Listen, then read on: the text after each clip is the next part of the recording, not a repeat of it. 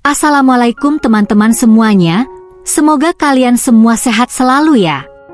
Untuk kamu yang sudah subscribe, saya doakan rezekinya lancar. Amin. Baiklah, tanpa berlama-lama lagi, langsung saja kita mulai ceritanya. Retha, cepat sapu lantainya, teriak Yuni, yaitu ibu mertuanya Aretha. Belum sempat Aretha menyahut, dari arah belakang pundak Aretha ditepuk oleh Nina, yaitu adik iparnya. "Mbak, tolong cucikan bajunya Nilna dulu, dia habis gumoh, takutnya membekas nanti." Menyodorkan baju bayi yang terlihat kotor dan juga bau. "Iya, kamu rendam dulu aja, nanti setelah aku selesai nyapu." "Aduh, Mbak, sekarang aja, nanti kalau membekas dan bau, kamu mau gantiin dengan yang baru?" "Tapi..." Cepetan. Teman-teman ibu sudah hampir sampai ini, dan rumah masih berantakan. "Iya, Bu." Lalu tanpa mempedulikan Nina lagi, Aretha langsung pergi ke ruang tamu untuk menuruti perintah ibu mertuanya. Dari tadi dipanggil baru nongol, lelet banget jadi orang. "Kamu sengaja ya mau bikin ibu malu?" Yuni langsung mengomel, sedangkan Aretha hanya bisa menghela napas panjang. Sabar. Aretha hanya bisa merapalkan kalimat itu untuk menghadapi semua orang yang ada di sini. Tepat setelah Aretha selesai menyapu lantai ruang tamu, teman-teman Yuni datang, dan Aretha kembali disuruh Yuni untuk membuatkan minuman untuk mereka. Namun, saat hendak berjalan menuju dapur, Aretha melihat baju bayi yang teronggok di lantai. Ini pasti bajunya Nilna tadi. Astaga, tinggal direndam dulu aja. Kenapa Nina tidak mau melakukannya sih? Keluh Aretha seraya memungut baju bayi tersebut. Sambil menaruh sapu di belakang, Aretha terlebih dahulu membilas noda di baju Nilna, lalu kemudian ia merendamnya. Namun, saat Aretha baru saja selesai merendam baju tersebut, ibu mertuanya yang tidak sabaran itu menghampirinya di dapur. "Astaga! Aretha! Dari tadi kamu ngapain aja sih? Sudah ibu suruh bikin minuman, tapi malah kelayapan di belakang. Kamu benar-benar sengaja mau bikin ibu malu ya?" "Gak, Bu. Aku lagi ngerendam bajunya Nilna yang terkena gumoh. Ninanya tadi nggak mau disuruh ngerendam, jadi aku..." "Halah, dasar kamunya aja yang lelet. Ngerendam baju gitu aja lama banget. Udah, sekarang cepat kamu bikinin minuman untuk tamu-tamu ibu." "Baik, Bu." Lagi-lagi Aretha hanya bisa menghela napas panjang. Ia sudah biasa menjalani kehidupan seperti ini. Aretha hanya dianggap seperti pembantu di rumah ini. Jika ada yang tanya, apakah Aretha tidak pernah marah? Ia tentu sangat marah. Bahkan saking kesalnya ia ingin mencekik keluarga ini satu persatu. Namun, jika ia melakukan itu, bisa-bisa dia dipenjara. Lalu bagaimana nasib Vano nantinya? Yaitu anaknya yang masih bersekolah TK. Dan, alasan ini jugalah yang membuat Aretha masih bertahan tinggal di rumah ini. Aretha yang tidak diperbolehkan Fauzan bekerja, ia jadi bergantung hidup pada suaminya tersebut.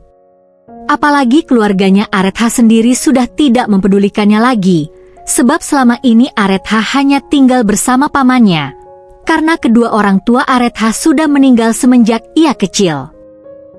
Aretha yang sudah pernah merasakan hidup tidak adil selama ia tinggal bersama dengan paman dan juga keluarganya, maka ia tidak kaget lagi ketika mendapat perlakuan seperti ini dari keluarga suaminya. Setelah selesai membuatkan minuman, Aretha langsung mengantarnya ke ruang tamu. Namun, di sana ia kembali mendapatkan perlakuan yang kurang menyenangkan dari ibu mertuanya dan juga teman-teman mertuanya. "Oh walah, ini tuh menantumu, Mbak Yun. Beneran biasa aja ya, Pokoknya jauh banget sama Nila. Pantas kamu nyesel jadiin dia menantumu, sindir salah satu tamu dengan senyum mengejek. Iya, padahal kalau Nila yang jadi menantuku. Hidupku pasti bahagia sekali. Tapi, lugunya si Fauzan dulu, malah milih dia daripada putrimu yang cantik itu. Aduh, sayang sekali ya, Bu Yuni. Padahal kalau kamu berbesan dengan Bu Retno, pasti hidupmu lebih menyenangkan lagi, timpal tamu yang lain. Iya, benar itu, sahut yang lainnya yang juga ikut menimpali perkataan ibu tersebut. Iya, sebenarnya aku ya inginnya besanan sama Bu Retno. Tapi, mau bagaimana lagi? Fauzan sudah terlanjur nikah sama dia. Tapi kan si Nila belum menikah, terus laki-laki kan boleh menikah sampai 4 kali. Ya, mungkin saja kalau si Nila mau gitu, hehehe. Celetuk salah satu ibu-ibu yang semakin tidak mempedulikan keberadaan Aretha yang masih berada di tengah-tengah mereka. Sedangkan Aretha yang sedari tadi diam dan hanya fokus menyuguhkan minuman saja, kini ia melirik ibu-ibu tersebut. Apa maksud orang ini? Mau nyuruh Mas Fauzan poligami gitu? Tentu tidak akan bisa. Sebab aku tidak akan pernah mengizinkannya, batin Aretha kesal. Sedangkan Yuni yang melihat Aretha mulai bereaksi setelah mendengar perkataan temannya, bukannya menyejukkan perasaan Aretha, namun Yuni malah tambah memperkeruh perasaan Aretha. Oh, iya, ya kalau begitu nanti aku coba ngomong sama Fauzan saja, ya kali aja dia mau. Tapi, asalkan boleh sama Bu Retno, hehehe. Kalau aku sih terserah nilainya saja, sebab bagiku yang utama itu adalah kebahagiaan anak-anak, timpal Retno yang membuat hati Aretha semakin tergerus oleh emosi. Aretha yang merasa tidak kuat mendengar ini lebih jauh lagi, ia lantas langsung pergi ke dapur tanpa perlu mengucapkan sepatah kata pun. Sesampainya di dapur, napas Aretha jadi ngos-ngosan karena marah. Ia tidak menangis ataupun sedih setelah mendengar kalimat-kalimat menyakitkan itu, sebab dirinya bukanlah tipe wanita yang cengeng. Aretha memang tidak mau meminta cerai duluan, meskipun ia selalu disakiti oleh keluarga suaminya. Namun, bukan berarti Aretha adalah sosok istri yang bucin pada suaminya. Akan tetapi, ia hanya memikirkan nasib anaknya jika mereka berdua berpisah nanti. Dan, bukan berarti juga Aretha tidak berani meminta pisah jika sampai Fauzan berani berpoligami, sebab selain masa depan Vano yang ia jadikan alasan untuk mempertahankan pernikahan ini, namun kesetiaan Fauzanlah yang juga jadi pegangan kuat untuk ia tetap mempertahankan rumah tangga ini. Akan tetapi, jika saja Fauzan sampai mau menikah lagi, maka pernikahan ini akan benar-benar berakhir. Astaga, kok ada ya? Di dunia ini perempuan yang hidup macam mereka semua, bisa-bisanya mereka mengatakan itu di depanku. Aretha benar-benar tidak habis pikir dengan kelakuan ibu mertuanya dan juga teman-temannya itu. Dan, karena mentang-mentang selama ini Aretha adalah sosok istri yang pendiam dan juga penurut, sepertinya semua orang mengira bahwa ia adalah seorang wanita yang lemah, dan akan menerima saja jika direndahkan seperti ini. Kesabaran sebenarnya tidak ada batasnya, karena para nabi selalu diberi ujian berat, namun kesabaran mereka tidak pernah habis. Akan tetapi, bagi manusia biasa seperti Aretha, perlakuan dan perkataan semena-mena orang itulah yang membuat kesabaran itu jadi berbatas. Sepertinya karena selama ini aku selalu diam, maka mereka jadi terbiasa menginjak-injak harga diriku. Kalau begitu baiklah, mulai sekarang aku tidak akan diam lagi jika ada orang yang menyinggungku. Setelah selesai menyiapkan semua kebutuhan Fauzan yang sudah pulang bekerja, kini Aretha memberanikan diri untuk berbicara dengan Fauzan tentang satu persatu keinginannya. Mas, jatah bulanan untuk bulan ini kamu kasih lebih ya, soalnya aku ingin membeli beberapa barang. Ujar Aretha pelan seraya menaruh secangkir kopinya Fauzan di atas meja ruang tamu. Ya nggak bisa dong, Red. Lagi pula, kamu ini mau beli apa sih? Ya banyaklah pokoknya, Mas. Kamu kan gajinya 2 juta. Masa sekali-kali nambahin 300.000 saja tidak bisa? Keluh Aretha. Aretha yang selama ini hanya mendapatkan uang bulanan 500.000 saja, ia tentu harus super irit agar bisa mencukupi segala kebutuhan dapur dan jajan anaknya saja. Jadi Aretha tidak pernah menikmati sedikit pun uang tersebut untuk memenuhi kebutuhan dirinya sendiri, yaitu seperti membeli baju, skincare atau yang lainnya. Jangankan untuk membeli baju baru atau skincare, hanya untuk membeli lipstik atau bedak saja, Aretha bisa membelinya ketika mau lebaran. Jadi selama ini Aretha memakai bedak dan lipstik hanya ketika ia pergi ke acara kondangan atau acara yang penting-penting saja. Sebab agar bedak dan lipstiknya bisa awet hingga setahun, bahkan juga lebih. Kamu ini gimana sih? Kamu kan tahu sendiri, kalau aku harus pegang yang 1 juta untuk keperluanku sendiri selama 1 bulan, sedangkan yang 500-nya buat ibu. Jadi, kamu harus atur sendiri dong uang 500 yang aku kasihkan ke kamu itu, agar bagaimana caranya kamu bisa beli barang keinginan kamu, tanpa minta jatah tambahan lagi. Aretha sontak mendengus setelah mendengar jawaban Fauzan. Ia tentu kesal karena Fauzan tidak berinisiatif membagi jatah bulanannya untuknya. Padahal Fauzan bisa saja mengakalinya dengan cara membeli rokok yang lebih murah, agar dia bisa memberi uang lebih padanya. Oh, baiklah jika memang itu yang jadi keinginanmu, berarti mulai besok aku akan mengakali uang belanjaku untuk bisa membeli barang yang aku inginkan. Batin Aretha kesal. Tujuan Aretha meminta uang lebih pada Fauzan sebenarnya untuk merubah sedikit penampilannya dan juga anaknya. Sebab pakaian sehari-hari Aretha dan anaknya sudah terlalu lusuh. Bahkan sudah terlalu banyak jahitan karena pakaian mereka sering sobek sebab terlalu lamanya mereka memakai pakaian itu dan itu saja. Sedangkan di dalam ruang keluarga, tanpa Aretha dan Fauzan sadari, Yuni telah mendengar semua pembicaraan mereka. Ia juga tengah menertawakan Aretha karena tidak berhasil merayu anaknya untuk meminta uang bulanan lebih. Bagus, Fauzan. Jangan kasih dia uang lagi, toh lagi pula Fauzan mana bisa dirayunya, sebab bodinya Aretha saja udah kayak tong, mana item dan kucel banget mukanya. Pokoknya amit-amit punya mantu kayak dia. Hebatin Yuni yang sebenarnya jijik memiliki menantu seperti Aretha. Dahulu sebenarnya penampilan Aretha tidak seperti ini, kini ia berubah bentuk dari langsing ke gendut karena ia tengah memakai alat kontrasepsi. Sedangkan untuk kulit dan wajahnya, Aretha tidak bisa merawatnya karena kurangnya dana. Maka dari itu ia kini meminta uang lebih pada Fauzan untuk merubah sedikit penampilannya agar tidak terlalu diejek orang-orang. Akan tetapi, suaminya yang pelit dan tidak pengertian itu tidak mau menuruti keinginannya. Aretha yang merasa gagal untuk memulai misinya, ia pun memilih pergi ke kamarnya, yang lebih tepatnya pintu kamarnya berada tepat berhadapan dengan ruang tamu. Aretha lebih memilih tidur daripada menemani suaminya yang pelit itu. Namun, setelah kepergian Aretha, kini Yuni berpindah tempat menghampiri Fauzan.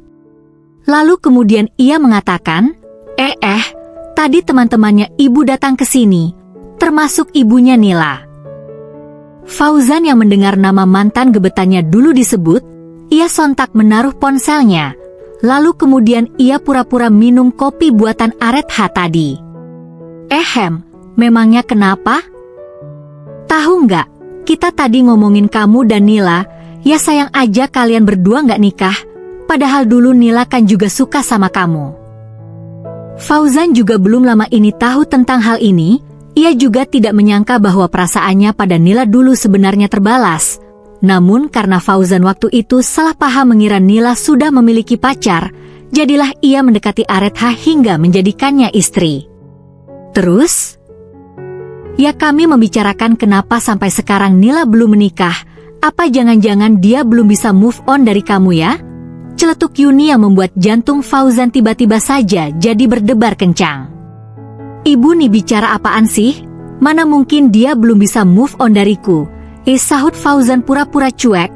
Padahal jelas-jelas raut wajahnya tidak bisa menutupi rasa senangnya itu. Ya kali aja. Oh ya, bukannya dia sekarang satu tempat kerja dengan kamu ya? SSSTTT. Jangan keras-keras, Bu. Tidak enak kalau Aretha dengar, nanti dia mikir macam-macam lagi, ujar Fauzan pelan. Ya, Nila sekarang dipindahkan ke toko kami, dia sekarang juga jadi kasir. Oh walah, bagus dong. Terus kalau dia masih suka sama kamu, lebih baik kamu ajak saja dia jadi istri keduamu. Soalnya tadi kelihatannya Bu Retno setuju meskipun Nila kamu jadikan istri kedua. Tanpa canggung sedikit pun, atau mempedulikan perasaannya Aretha, Yuni dengan santainya mengungkapkan keinginannya dan menyampaikan pembicaraan mereka tadi pada Fauzan. Sedangkan Fauzan tentu saja jadi terkejut bukan main, sebab bisa-bisanya ibunya menyuruhnya memiliki 2 istri. Ibu ini ngomong apaan sih? Aku kan tidak memiliki kualifikasi untuk berpoligami, dan masa iya Nilanya mau? Ibu ini aneh-aneh saja, hekilah Fauzan. Padahal dalam hati, ia juga menginginkannya. Namun, apakah Aretha akan setuju jika ia menikah lagi? Halah, coba dekati dia saja dulu secara perlahan. Kalau kalian memang jodoh, dia pasti mau kok. Sedangkan untuk masalah Aretha, biar ibu yang urus.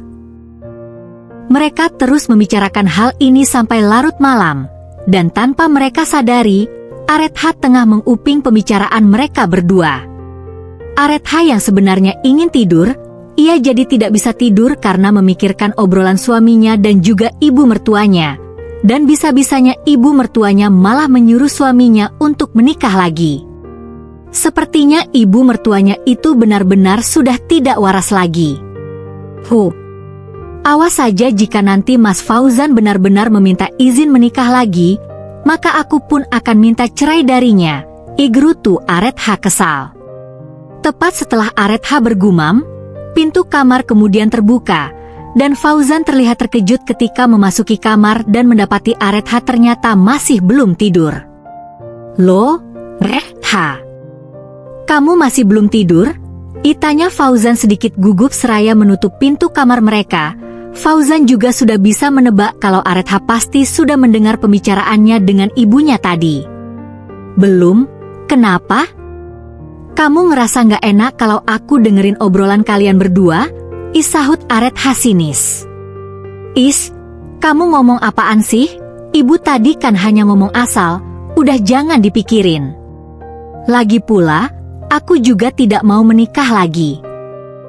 Baguslah. Awas saja kalau kamu sampai menikah lagi.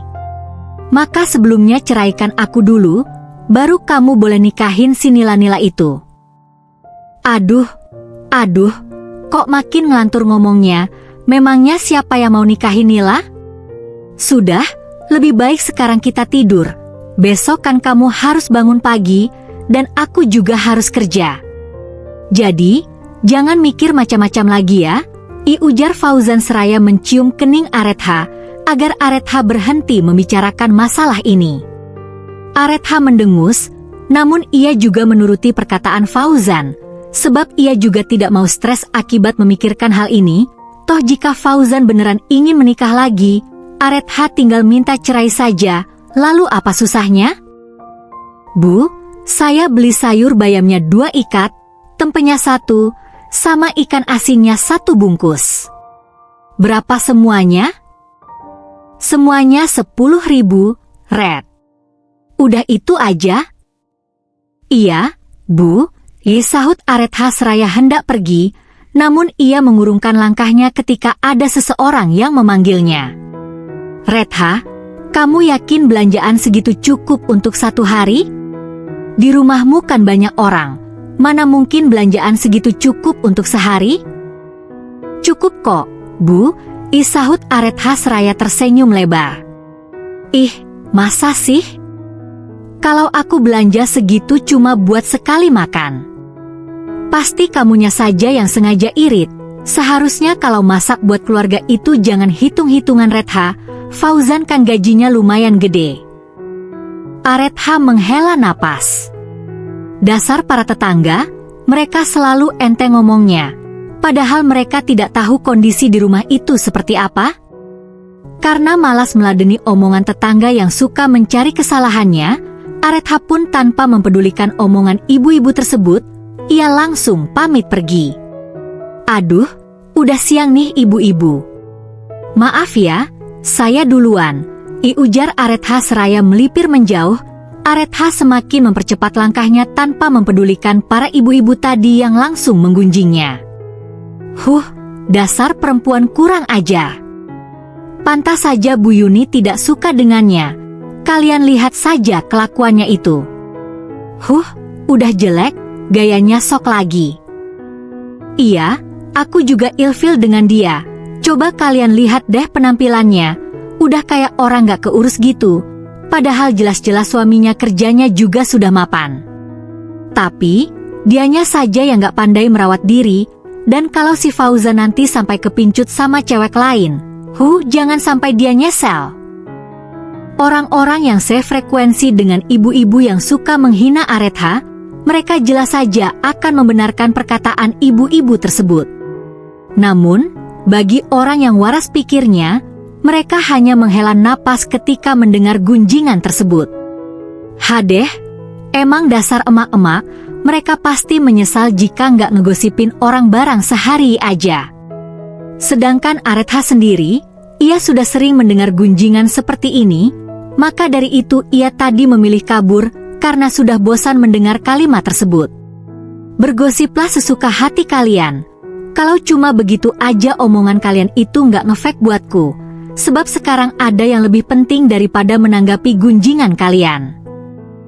Waktu sudah menunjukkan pukul 5:30 pagi, Aretha harus cepat memasak sebelum orang-orang itu keluar dari kamar.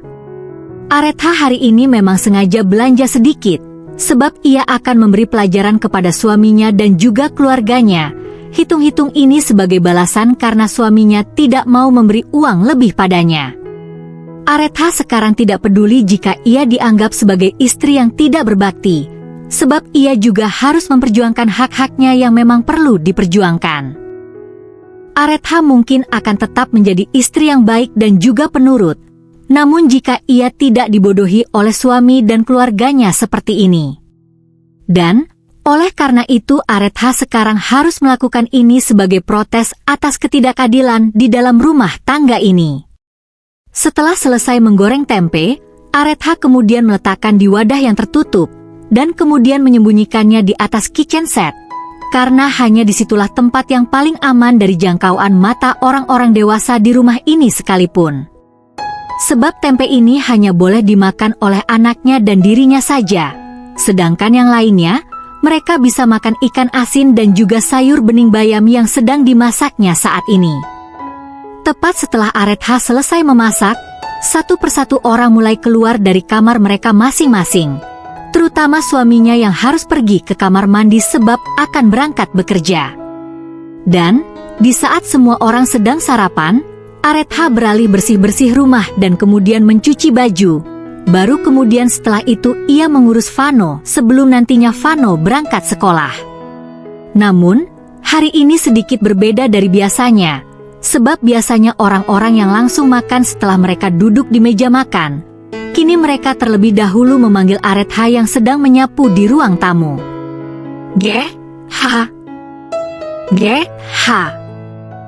Aretha tertawa kecil saat ia mendengar teriakan ibu mertuanya.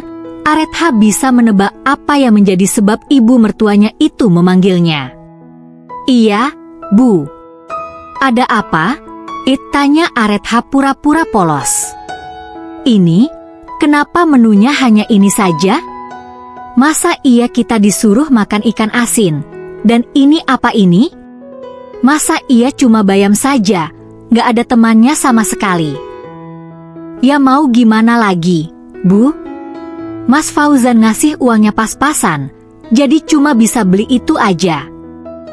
Hah, apa? Lo kan biasanya juga bisa beli lauk atau sayuran lainnya, tapi sekarang kenapa hanya ini saja? Loh, Bu. Aku kan juga perlu beli kebutuhan buat aku sendiri. Dan kata Mas Fauzan kalau aku mau beli barang, Aku juga harus bisa ngatur uang yang dikasihnya, jadi sekarang makanan kita ya cuma itu aja. Heh, Redha. Memangnya kamu ini ingin beli apa? Kamu ini dasar istri nggak berguna ya? Bukannya mikirin kepentingan keluarga, kamu malah mau mikir kesenanganmu sendiri. Loh, Bu. Ibu kok ngatain saya istri nggak berguna sih?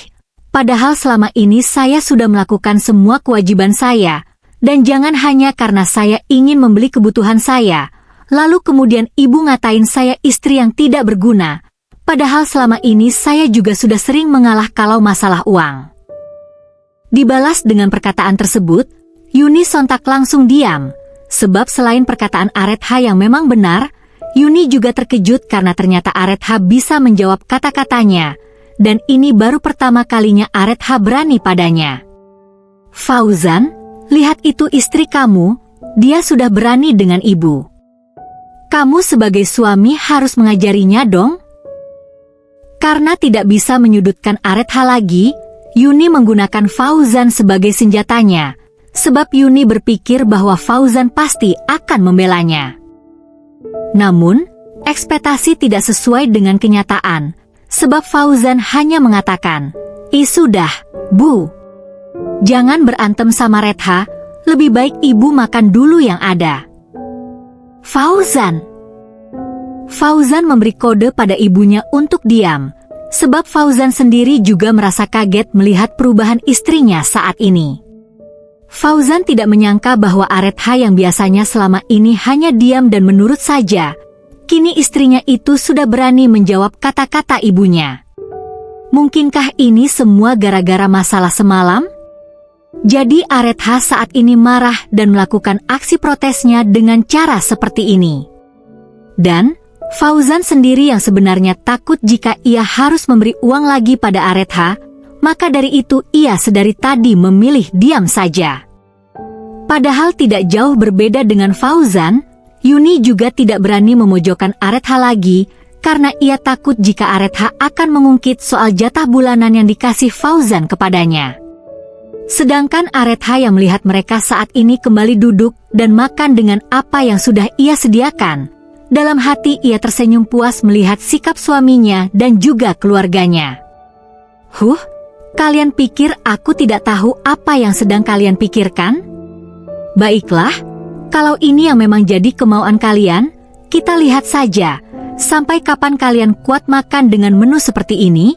Batin Aretha seraya tertawa dalam hati. Mbak, lauknya sudah habis, buruan beli di warungnya Bu Yuyun dong. Masa iya aku makan cuma pakai sayur bening doang? Ujar Nina pada Aretha yang sedang menyetrika baju. Nggak bisa, aku lagi nyetrika. Kamu aja sendiri yang beli, sahut Aretha tanpa menoleh. Nggak mau, nanti kalau Nilna nangis gimana? Ya biar aku yang urus. Makanya mumpung sekarang Nilna masih tidur, kamu buruan pergi. Nggak Mbak. Kamu aja yang beli, atau kalau kamu nggak mau, aku laporin ke ibu nih. Ya udah laporin aja sana, balas Aretha santai. Tanpa mengulur waktu, Nina pun langsung memanggil ibunya yang sedang bersantai di dalam kamar. Bu, Ibu, Mbak Redha nih nggak mau beli lauk, teriak Nina yang persis seperti anak kecil jika merengek minta sesuatu.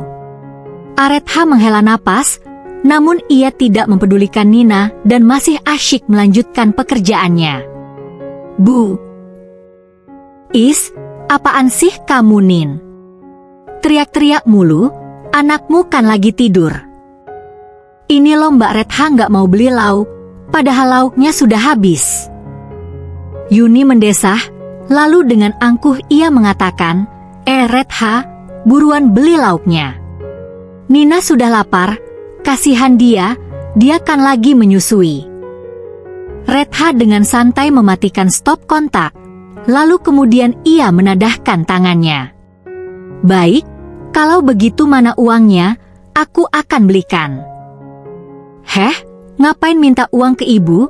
Ya kamu pakai uang kamu sendirilah. Nggak ada, Uangku sudah kuatur buat beli bahan masakan besok dan seterusnya. Dan kalau kalian gak mau kasih aku uang, ya kalian makan seadanya itu aja. Mendengar jawaban Aretha, Yuni dan Nina sontak mengerucutkan bibirnya. Lalu kemudian Yuni mengatakan, Nina, cepat kasih uangmu, uang ibu sudah habis.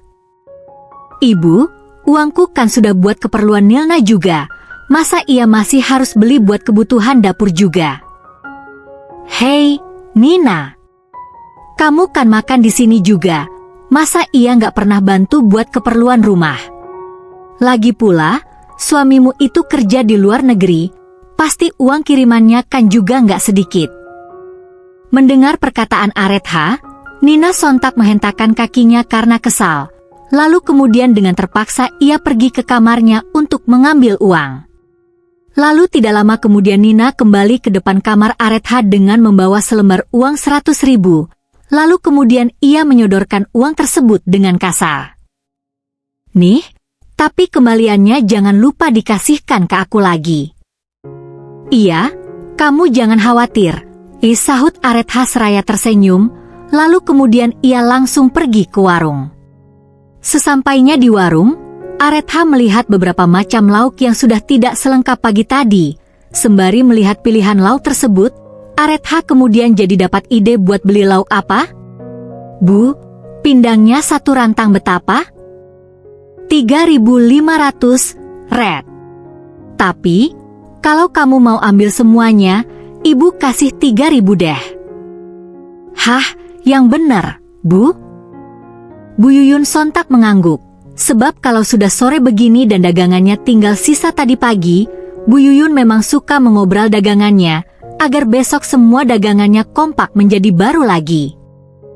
Sedangkan Aretha tentu sangat senang bukan main, apalagi yang ia gunakan saat ini bukanlah uangnya sendiri.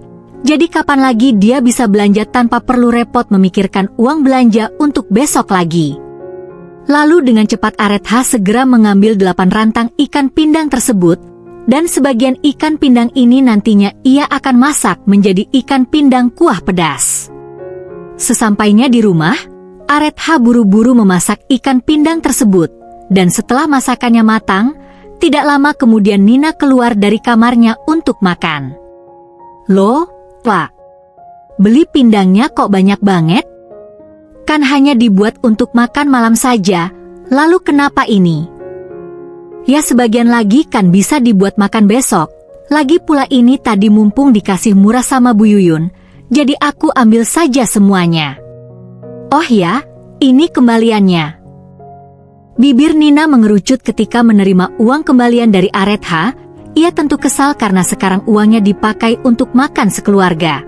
Padahal biasanya ia hanya menggunakan uang kiriman dari suaminya untuk membeli keperluannya sendiri dan juga anaknya saja. Pokoknya aku nanti harus minta ganti sama Mas Fauzan, gerutu Nina dalam hati. Dan benar saja, sesampainya Fauzan pulang ke rumah, Nina sudah menunggunya di teras. Mas, minta uangnya 24.000 dong. Tadi Mbak Retha belanja lauk pakai uang aku, ujar Nina seraya menadahkan tangannya. Kamu ini apaan sih? Uang 24.000 aja minta ganti. Toh lagi pula kamu juga ikut makan. Ya tapi kan. Halah, udah. Kalau kamu masih ngotot minta ganti, nanti akan aku laporin ke suamimu kalau kamu sering belanja barang branded diam-diam. Mendengar ancaman dari kakaknya, Nina sontak diam. Sedangkan Aretha yang sedang berada di ruang tamu, diam-diam ia tertawa ketika mendengar hal ini. Syukurin, salah siapa mau menang sendiri, dan pokoknya mulai saat ini, tidak akan kubiarkan mereka membodohiku habis-habisan, hibatin Aretha yang merasa puas. Beberapa tahun hidup bersama, namun hanya dirinya sendiri yang menderita, tentunya tidak adil bukan?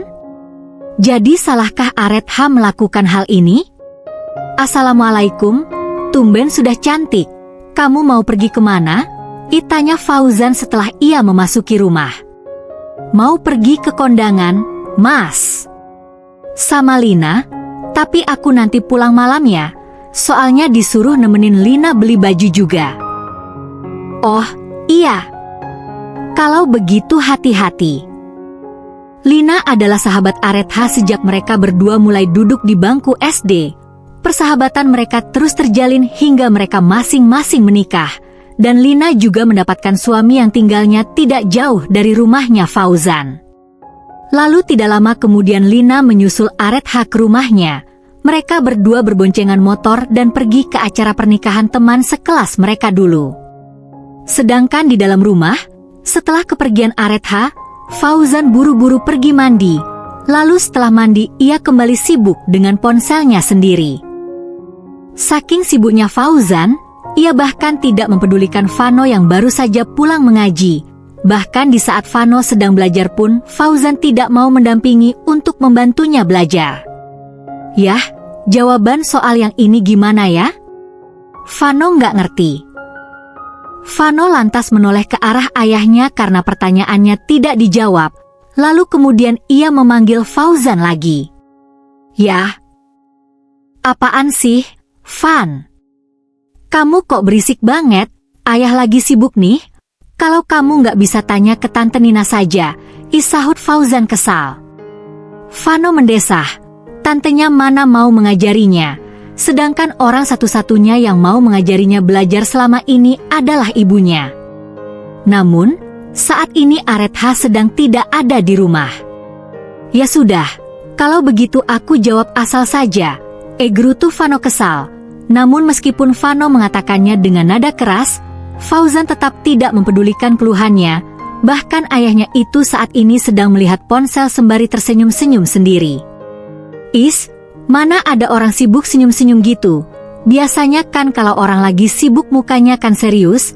Ibatin Vano seraya menatap tajam Fauzan. Saat ini ia benar-benar kesal dengan ayahnya sendiri.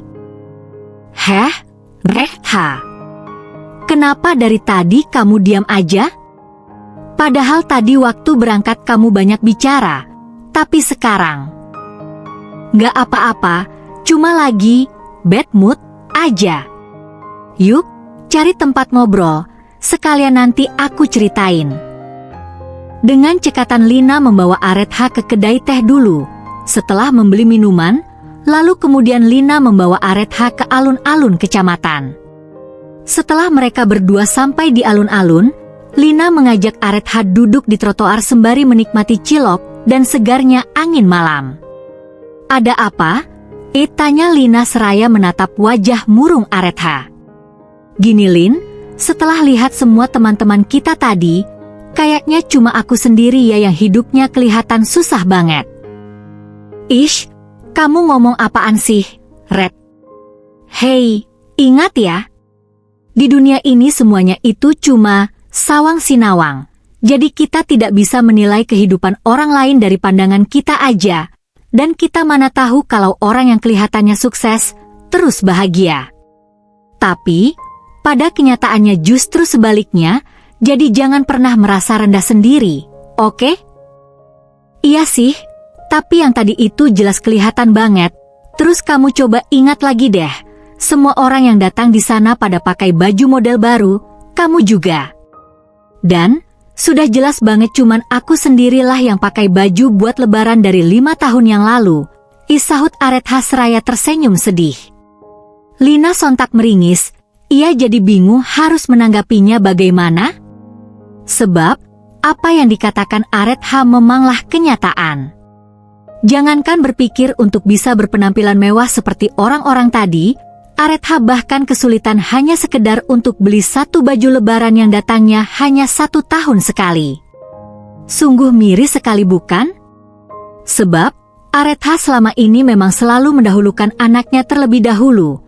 Karena Aretha harus memastikan bahwa anaknya tidak akan mengalami nasib yang sama dengannya. Oleh karena itu Aretha selalu berusaha agar anaknya terlihat sama dengan anak sebayanya.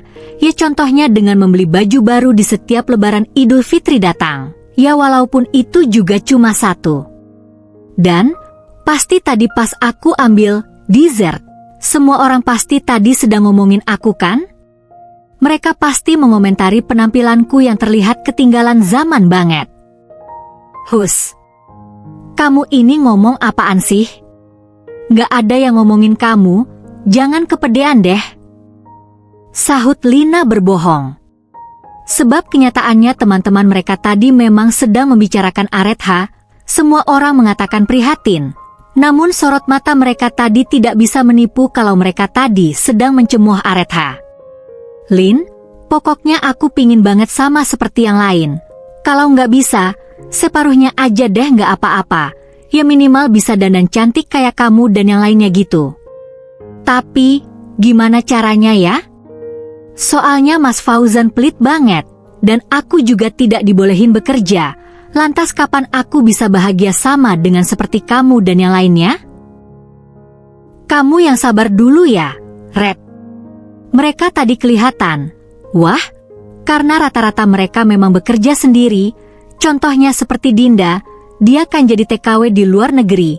Jadi tidak heran kalau pakaian dan tasnya bagus, terus perhiasannya juga banyak. Tapi, jika soal pahala, kemungkinan besar pahalamu lebih besar dari dia. Soalnya kamu kan gak kerja karena menuruti perintah suamimu untuk tetap di rumah saja, ya kan? Halah, kamu itu memang pandai menghibur orang. Ya udah kalau begitu ayo, kita pulang sekarang. Ya ajak Aretha yang kemudian langsung diangguki Lina.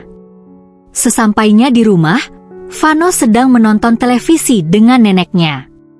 Namun, setelah ia mendengar Aretha sudah pulang, ia buru-buru menghampiri ibunya. Bu, tolong ajarin aku jawab PR dong. Tadi ayah nggak mau bantuin aku, ujar Vano seraya menarik-narik baju Aretha. Sedangkan Aretha yang mendapat laporan dari Vano, ia sontak melirik suaminya yang baru saja keluar dari kamar. Aku kan tadi lagi sibuk disuruh rekap penjualan dari atasan, jadi nggak bisa ngajarin Vano dong. Aretha mendesah. Jika Fauzan memang sibuk bekerja, ia pun tidak bisa mengomeli suaminya. Ya sudah kalau begitu ayo, kita kerjakan PRMU. Ya ajak Aretha seraya menggandeng tangan Vano masuk ke dalam kamar mereka. Di dalam kamar hanya ada Aretha dan Vano saja, sebab Fauzan pindah duduk di teras seraya masih asyik dengan ponselnya sendiri. Setelah beberapa menit kemudian, Vano sudah menyelesaikan tugas sekolahnya. Lalu kemudian ia memasukkan kembali buku-bukunya ke dalam tasnya. Bu, tadi ayah lo nggak sibuk kerja, tapi ayah lagi sibuk waan sama orang. Aku juga lihat ayah tadi senyum-senyum sendiri. Kan kalau sibuk seharusnya mukanya serius kayak aku lagi belajar kayak tadi. Iya, nggak apa-apa biarin aja. Mungkin ayah lagi capek, jadi cari alasan biar nggak bantuin kamu belajar. Sahut Aretha seraya mengusap kepala Vano. Ya sudah lebih baik kamu tidur sana, biar besok bangunnya nggak kesiangan. Iya, Bu. Setelah kepergian Vano, Aretha mendesah, ia masih memaklumi sikap Fauzan tadi karena mungkin Fauzan memang lagi capek. Namun kenapa suaminya itu juga harus membohonginya? Dan, seseru apa sih chatan suaminya? Hingga dia bisa tersenyum-senyum sendiri dan bahkan sampai mengabaikan Vano. Hadeh, daripada aku mikir yang enggak, lebih baik aku ganti baju aja sekarang. Terus pergi salat lalu tidur, igumam Aretha yang kemudian mengganti pakaiannya. Setelah selesai berganti pakaian, Aretha hendak meletakkan baju kotornya ke dalam ranjang baju kotor. Namun, ia mengurungkan niatnya ketika melihat sesuatu di punggung baju kerja suaminya tadi. Apa ini? Kayak lipstik. Tapi kenapa ada bekas lipstik di baju suamiku? Berulang kali Aretha mengamati warna lipstik tersebut. Lipstik itu jelas bukan punyanya, apalagi Nina ataupun ibu mertuanya. Lalu kalau begitu lipstik ini punya siapa? Halah, mungkin tadi ada pembeli yang tidak sengaja nabrak punggungnya. Gumam Aretha yang tidak ingin curiga pada suaminya sendiri. Sebab Aretha yakin kalau Fauzan itu sosok suami yang setia. Daripada berpikir yang macam-macam, Aretha memutuskan pergi ke kamar mandi yang terletak di dapur untuk mengambil air wudhu. Namun, saat Aretha hendak kembali ke kamarnya untuk salat, Aretha sempat mendengar suaminya terkekeh kecil seraya memegang ponsel. "Mas Fauzan lagi chatting-an sama siapa sih? Kenapa dari tadi kelihatan seneng banget? Memangnya hal lucu apa yang sedang mereka bahas?" Karena penasaran, Aretha berniat mengintip sedikit isi pesan Fauzan lewat jendela kaca depan rumah yang menghalangi tubuh mereka. Akan tetapi, apa yang Aretha lakukan malah membuat Aretha merasa menyesal sendiri. Aretha tidak menyangka bahwa kepercayaan yang ia berikan pada Fauzan nyatanya malah membuatnya kecewa sendiri, sebab sekarang Aretha melihat Fauzan sedang asyik berbalas pesan dengan Nila. Ya, Nila, yaitu nama dari seorang gadis yang beberapa hari ini datang mengganggu kehidupannya. Lalu, kalau sudah terjadi kejadian seperti ini, apakah itu berarti sekarang memang sudah waktunya untuk Aretha melepaskan pernikahannya? 1 bulan kemudian, setelah mengetahui Fauzan mulai bermain api di belakangnya, Aretha lantas tidak langsung mencecar atau menyudutkan Fauzan dengan tuduhan perselingkuhan. Namun, Aretha sengaja membiarkan Fauzan melangkah bebas kemanapun ia mau. Bagaimana? "Sudah, semuanya sudah diurus sama saudara suamiku, jadi kapanpun kamu siap tinggal di PT, kamu tinggal pindah saja," isahut Lina seraya tersenyum sedih. Lina sedih karena sahabatnya ini akan pergi jauh ke belahan dunia yang lain. "Terima kasih ya, terutama untuk Vano." Aretha yang tidak kuat membayangkan akan meninggalkan anaknya, ia langsung menangis ketika menyebut nama Vano. "Sudah, sabar, jangan nangis, aku nanti juga ikutan nangis loh. Pokoknya kamu yang tenang aja, aku pasti akan bantu jaga Vano seperti anakku sendiri, dan kamu juga tidak perlu khawatir soal kebutuhan Vano, karena kami akan selalu siap memenuhi segala kebutuhannya, pokoknya kamu cukup fokus bekerja saja." Aretha yang mempunyai rencana untuk menjadi TKW di Taiwan, ia pun berniat memondokkan Vano di pondok pesantren milik saudaranya Lina, dan karena anak mereka berdua satu angkatan, jadi Lina juga ikut memasukkan anaknya ke pondok pesantren milik saudaranya agar anaknya juga bisa menemani Vano, agar Vano tidak merasa sendirian.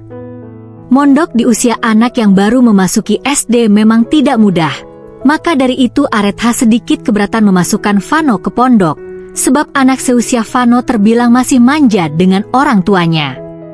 Akan tetapi, Aretha akan lebih rela jika Vano masuk pondok pesantren daripada membiarkan Vano tinggal dengan ayah beserta keluarganya yang malah sering tidak mempedulikan Vano, dan Aretha nantinya pasti juga malah akan kepikiran jika meninggalkan Vano bersama mereka. Setelah membahas hal tersebut, Lina pamit pulang karena dia memiliki acara penting lainnya. Kini tinggallah Aretha sendiri yang harus menghadapi para keluarga dan orang terdekat suaminya. "Retha, cepat suguhkan es buahnya, kamu nggak lihat ya kalau di mangkok sudah habis," teriak Yuni yang memancing atensi para tamu untuk ikut memperhatikan Aretha yang sedang mengelap piring. Tanpa menyahut, Aretha pun langsung mengambil stok es buah yang berada di termos es besar. Lalu kemudian dengan kesusahan Aretha berjalan dari dapur hingga ke depan, yaitu ke tenda acara akikahan anaknya Nina. Ini kan istrinya Fauzan. Kenapa dia jadi jelek banget ya sekarang? Mana gemuk lagi? Bisik salah satu keluarga jauh Fauzan. Iya, ini kan acara keluarga mereka. Kenapa istrinya nggak sedikit dandan gitu? Jadikan biar terlihat enak dipandang mata. Kalau kayak gini kasihan ya, dia sudah mirip dengan pembantu. Semua orang sontak mengangguk membenarkan perkataan orang tersebut. Sedangkan Aretha hanya diam saja ketika mendengar hal ini, sebab dia sudah terbiasa mendengar hinaan seperti ini. Lalu tidak lama kemudian sebagian para tetangga yang berada dekat dengan keluarga Fauzan, mereka semua langsung ikut nimbrung ketika mendengar orang-orang mulai bergosip tentang Aretha. "Iya loh, Bu Ibu. Kami saja sampai sepet lihat dia setiap hari kayak gitu. Seharusnya kan jadi istri pinter-pinter rawat diri ya, dia MAH nggak? Anaknya juga terlihat tidak terurus, tuh lihat aja anaknya, beda banget dengan anak-anak kita. Kalau bahasa di kita rembes, kayak nggak pernah mandi gitu. Iya ya, kucel banget anaknya. Ih, kok bisa Fauzan tahan dengan mereka? Sepanas apapun yang mereka bicarakan, Aretha tetap bisa mengontrol emosinya. Karena tujuannya hari ini bukan untuk meladeni hinaan mereka, akan tetapi Aretha sudah memiliki tujuan yang lain, dan ia akan membongkarnya nanti. Namun, belum sempat Aretha pergi dari tempat itu, tiba-tiba saja Vano berlari kencang menghampirinya. Ibu. Ibu. Sedangkan dari arah belakang, terlihat Fauzan yang berlari mengikuti anaknya sambil memanggil Vano dengan wajah yang panik. Vano. Vano, tunggu penjelasan ayah sebentar, nak. Aretha semakin memicingkan matanya ketika melihat sosok Nila yang ternyata ada di belakang Fauzan. Berarti Vano pasti habis melihat sesuatu hingga mereka berdua mengejar Vano seperti ini. Dengan cepat Aretha segera menangkap tubuh Vano, lalu kemudian ia segera berjongkok menghadap Vano. Ada apa, Van? Bu, tadi Vano lihat ayah sedang mencium pipi tante itu. Bu, ayah jahat, pekik Vano lantang. Vano yang sudah diajarkan batasan kontak fisik dengan orang lain, dia jelas mengerti kalau ayahnya sudah melakukan hal buruk, dan yang pasti sudah menyakiti hati ibunya, jadi ia segera melaporkan ini pada Aretha.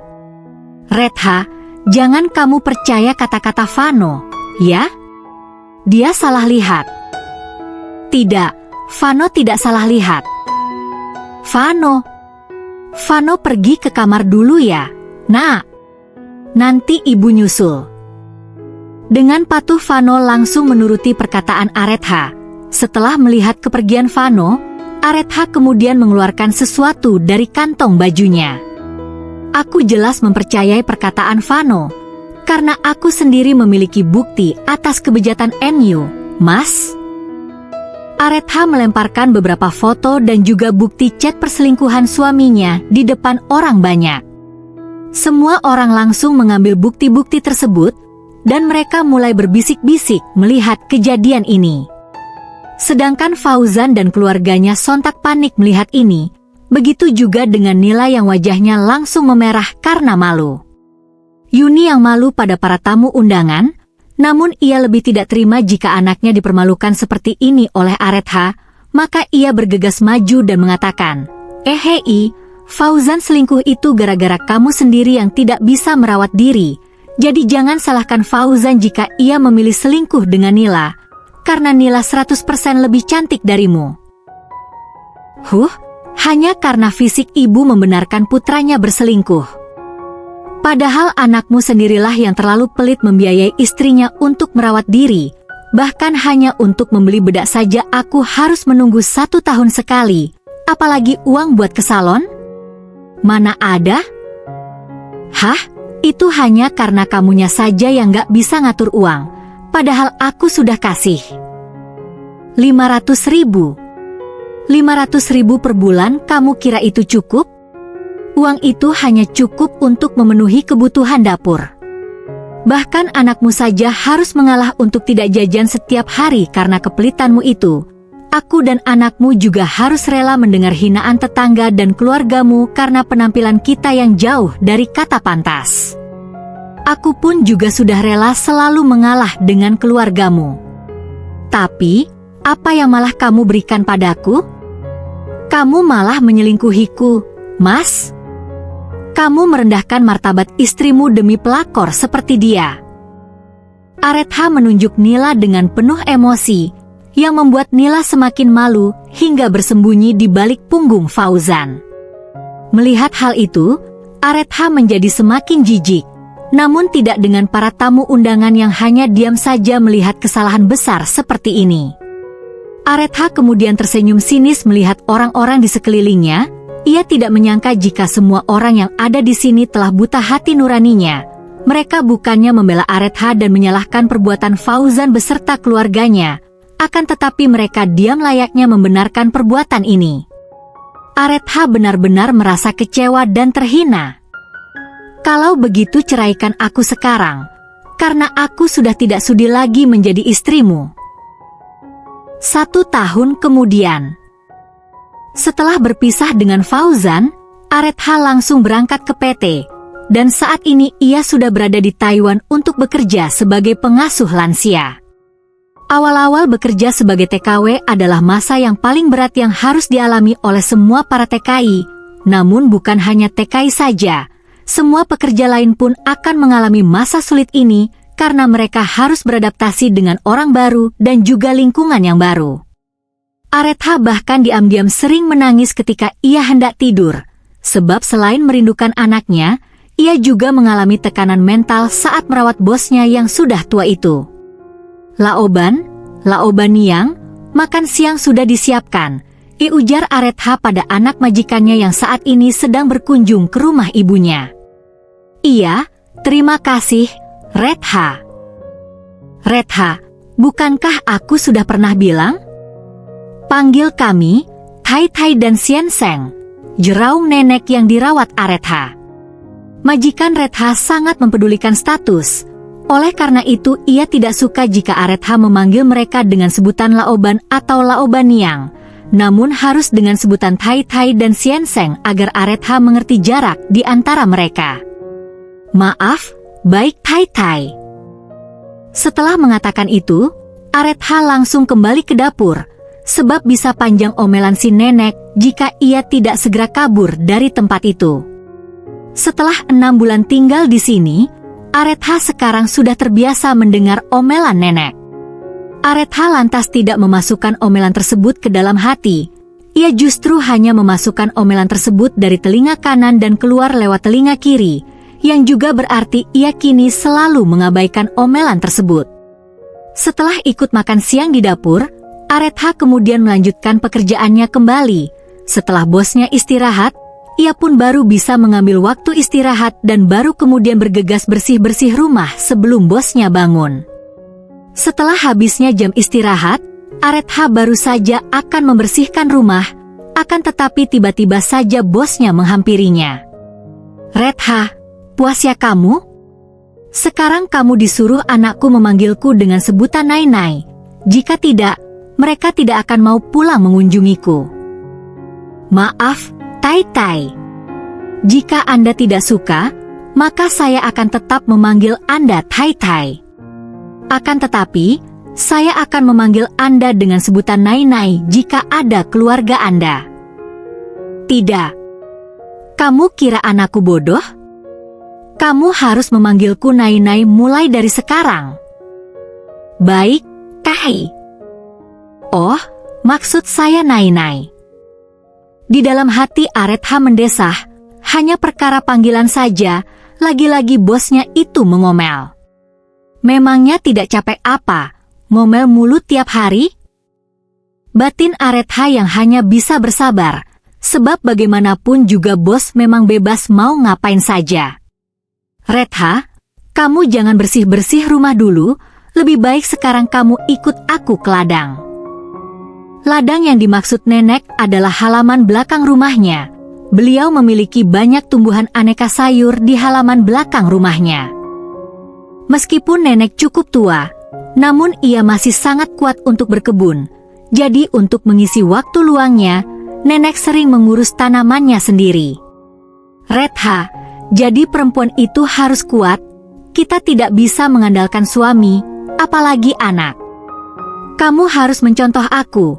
Bagaimana seorang ibu tunggal sepertiku bisa mengantarkan anak-anaknya pada kesuksesan, hingga mereka semua bisa hidup bahagia saat ini. Bahkan di masa tuaku sekarang, aku juga tidak merepotkan mereka. 2 tahun kemudian, Aretha entah harus merasa sedih atau senang, sebab saat ia hendak memperbaharui kontrak kerja, ternyata nenek yang selama ini ia rawat telah menghembuskan napas terakhirnya karena sakit. Sehingga masa kontrak kerja pun berakhir dan Aretha diperbolehkan pulang ke Indonesia. Sebelum nenek sakit parah, ia pernah berpesan agar Aretha pulang saja jika dirinya telah meninggal. Nenek juga berpesan untuk menyuruh Aretha menerima saja apa yang akan anak-anaknya berikan nantinya. Semua wasiat Nai-Nai sudah saya kirim ke rekeningmu. Terima kasih karena selama ini sudah merawat Nai-Nai dengan baik. Salam buat keluargamu di Indonesia ya, dan hati-hati di jalan. Aretha kembali mengingat ucapan terakhir anak majikannya sebelum ia berangkat ke bandara. Aretha hendak menanyakan maksud wasiat yang dibicarakan bosnya itu. Namun anaknya yang lain sudah mendesaknya agar cepat berangkat agar tidak ketinggalan pesawat. Aretha menghembuskan napas panjang ketika melihat buku rekening tabungan di tangannya. Saat ini ia hendak menuju bank sebelum nantinya pulang ke rumah pamannya setelah sampai di kampung halamannya. Sesampainya di kantor cabang bank terdekat di kawasan rumah pamannya, Aretha lantas membayar taksi yang mengantarnya dan kemudian turun. Aretha yang sudah sangat penasaran, ia pun buru-buru melihat isi saldo rekeningnya. Aretha tersentak karena saking kagetnya melihat deretan angka yang ada di layar mesin ATM tersebut. Beberapa kali Aretha juga mengucek matanya saking tidak percayanya dengan apa yang dilihatnya saat ini. Ini kenapa jadi banyak begini? Apa mungkin? Ingatan Aretha kemudian berlarian mengingat ucapan-ucapan Nai-Nai sebelum beliau sakit parah.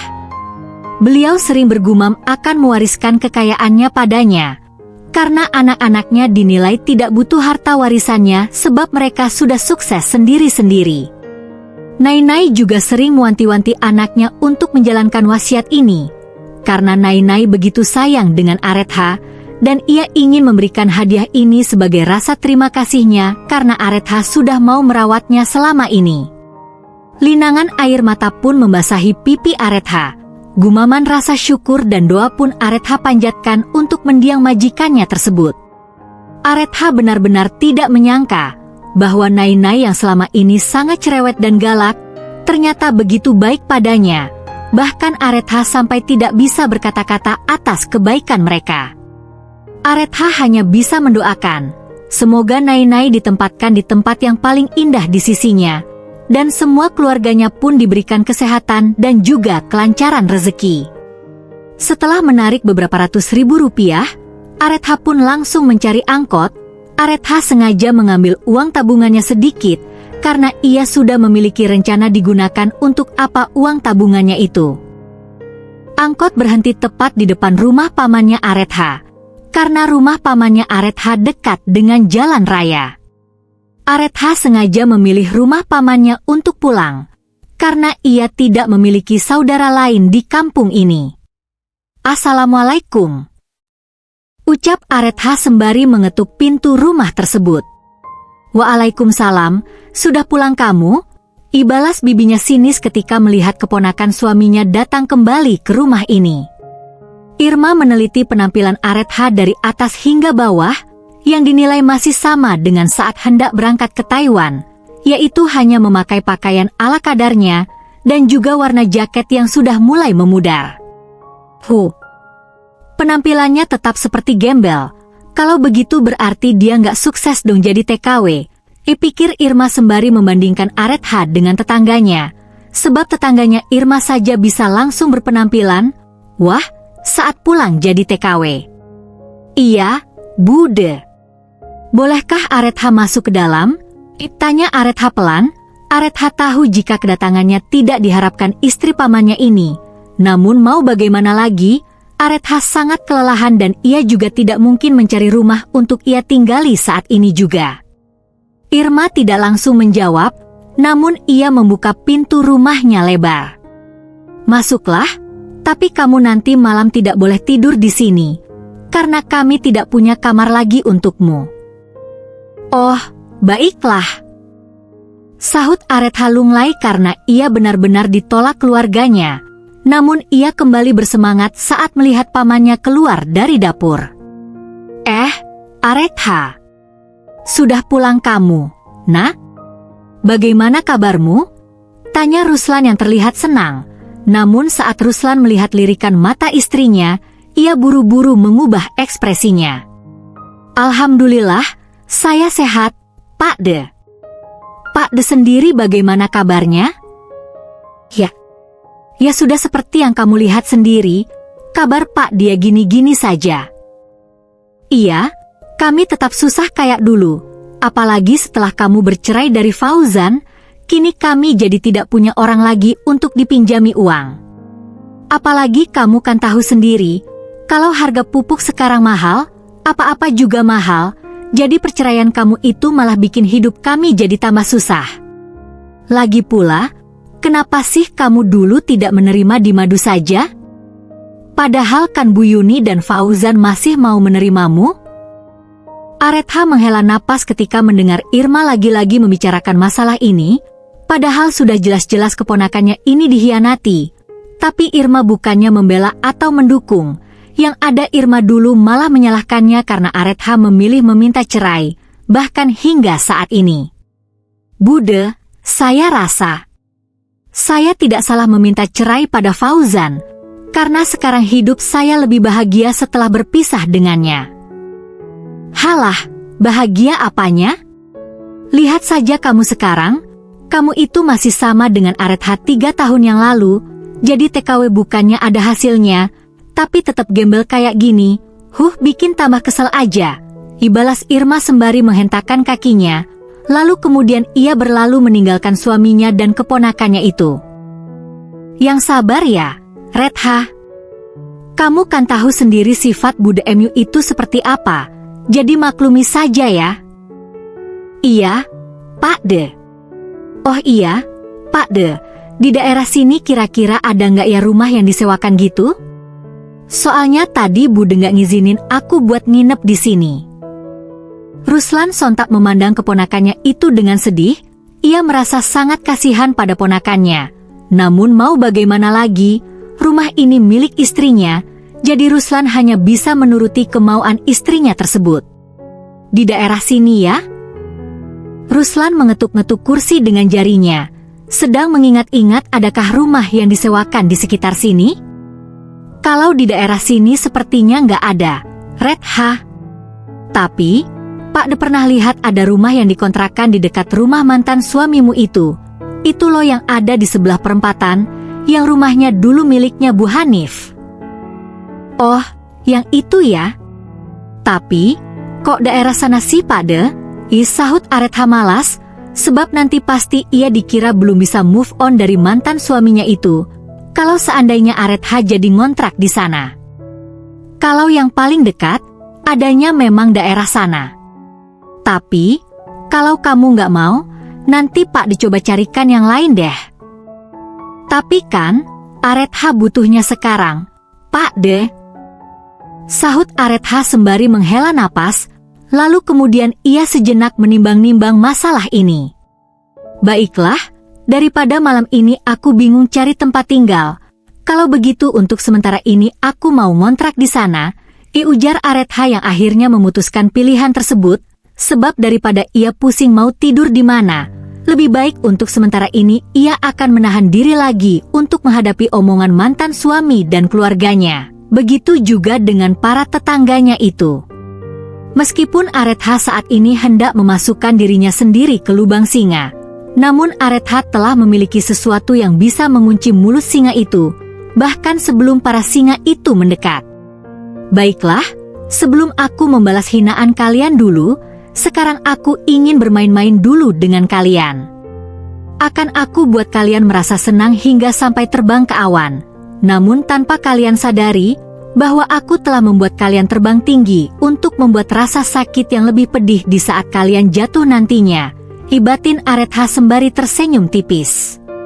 Sebab, semakin tinggi kaca itu diangkat lalu kemudian dihempaskan, maka ketika jatuh pun nantinya akan semakin keras, bahkan akan pecah lebih dari 1000. Begitulah perumpamaan rencana balas dendam Aretha. Sesuai dengan dugaan Aretha, kini para tetangganya Fauzan mulai berbisik-bisik ketika melihat Aretha menempati rumah kosong yang berada di kawasan rumah mereka. Meskipun rumah itu terbilang sedikit jauh dari rumah Fauzan, namun tetap saja mereka sekarang berada di satu komplek, dan Aretha juga pasti sedang digosipkan bahwa ia belum bisa move on dari Fauzan. Itu tuh dia keluar, bisik salah satu tetangga yang masih bisa didengar Aretha saat ia hendak membeli sayuran di pedagang sayur keliling. Loh, Mbak Aretha. Lama tidak kelihatan, bagaimana kabarnya? Tanya Mamang tukang sayur dengan ramah.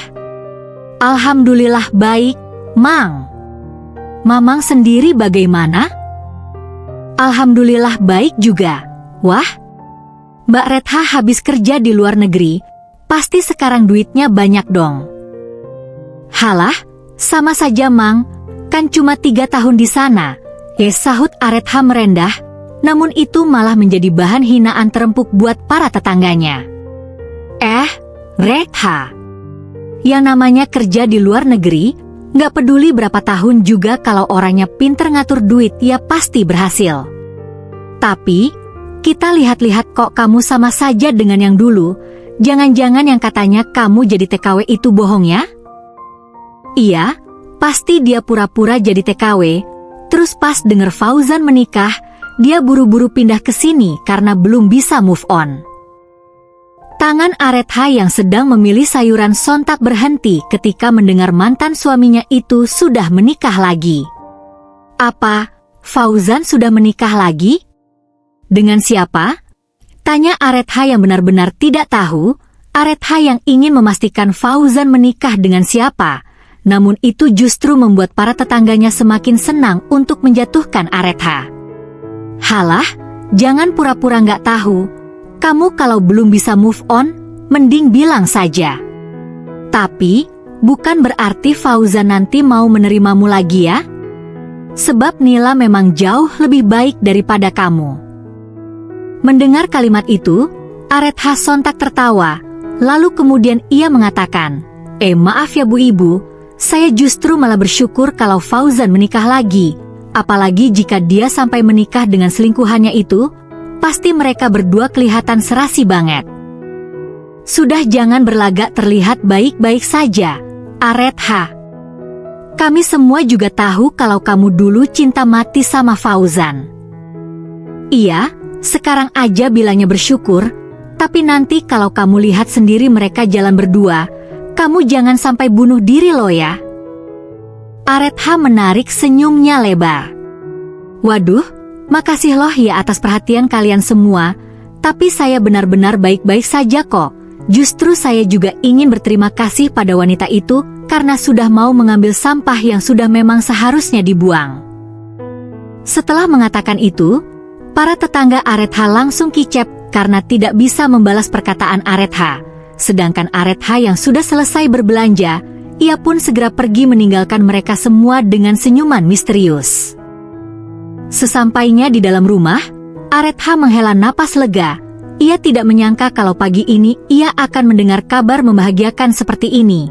Dan itu berarti ia bisa dengan mudah membalaskan dendamnya, yaitu seperti peribahasa yang mengatakan, sekali tepuk 2 lalat mati. Karena kemudahan sudah ada di depan mata, maka Aretha tidak akan mengulur waktu lagi.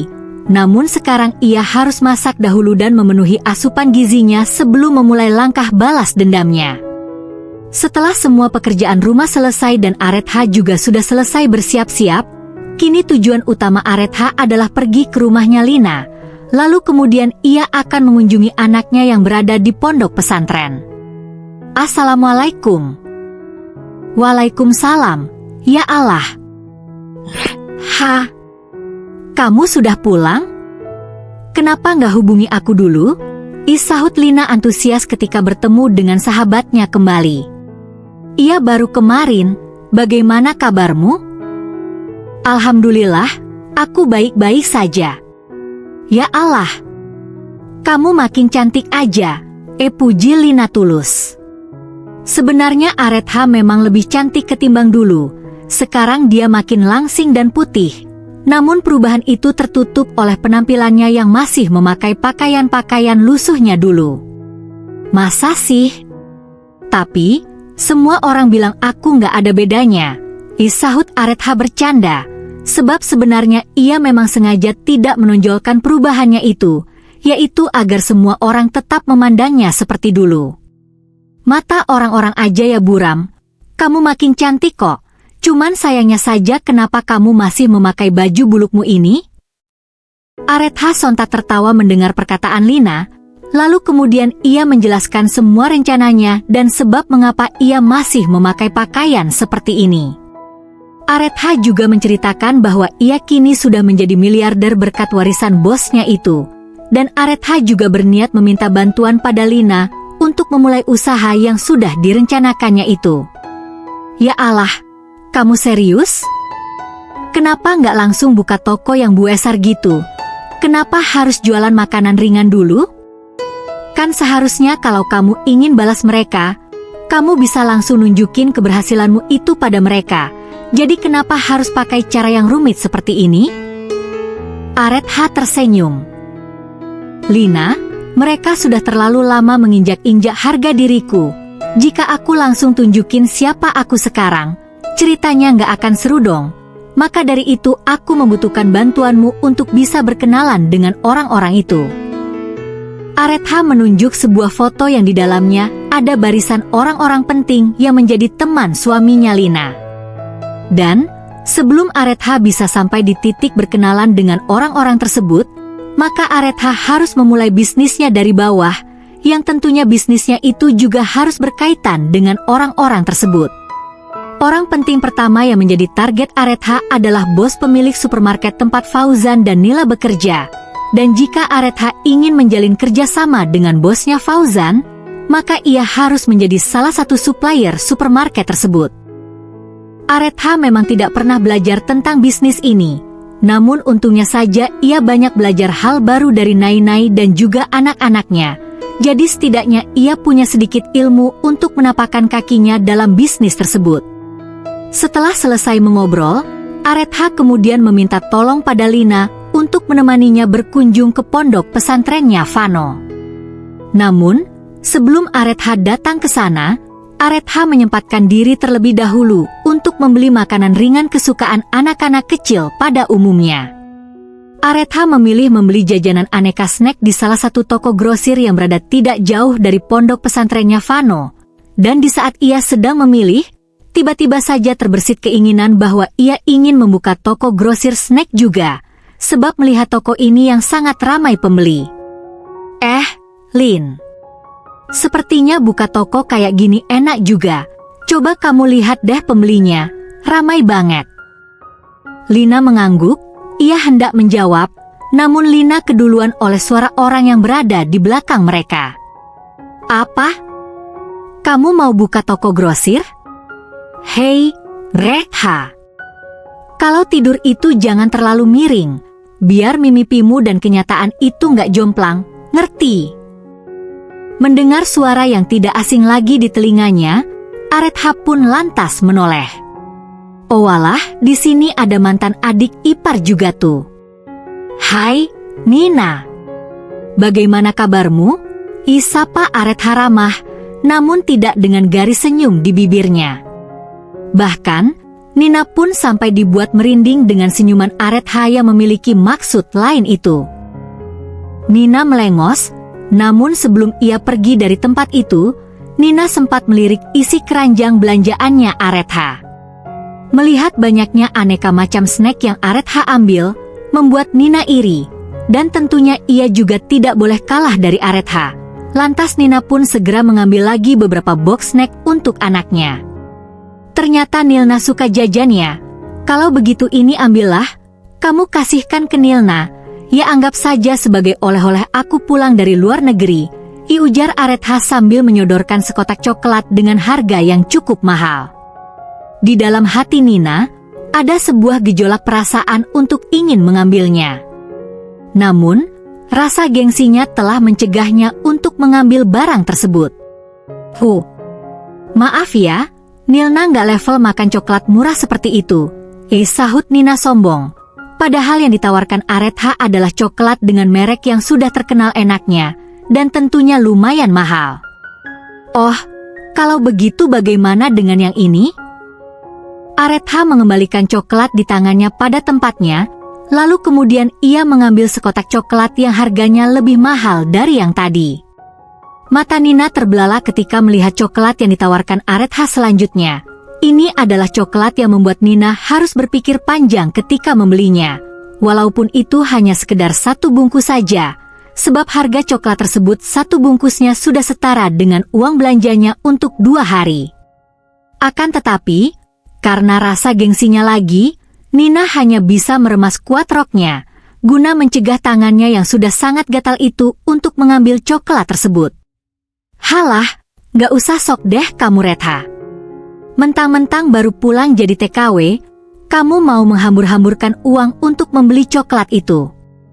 Kamu kira aku bisa ditipu? Retha, daripada kamu membeli coklat itu, lebih baik kamu gunakan saja uangmu untuk membeli baju yang lebih bagus dari baju lusuh yang kamu pakai itu. Dibalas Nina dengan senyum mengejek. Aretha tidak tersinggung, ia lantas tersenyum dengan sangat santai mendengar ejekan tersebut. Ya sudah kalau kamu nggak mau, kalau begitu coklat ini aku berikan pada Vano saja. Oh, tidak.